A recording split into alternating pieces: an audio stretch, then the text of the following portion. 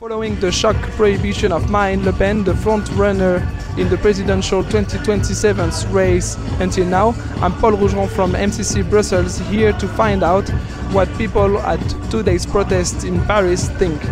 Politique, vous savez, quand vous avez la magistrate qui est déjà ouvertement syndiquée, des syndicats qui luttent contre l'accession à l'extrême droite, disent-ils, au pouvoir.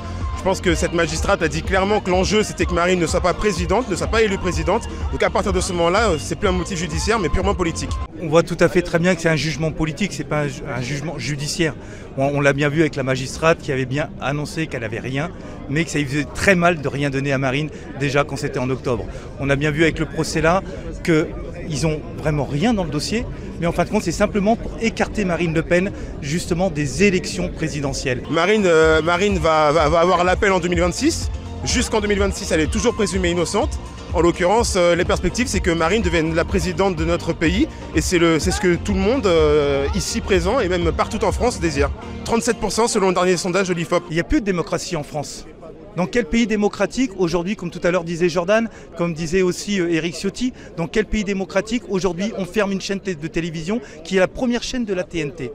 Justement, dans quel pays on va mettre un procès à l'ancien président de la République, comme c'était avec le cas avec M. Sarkozy?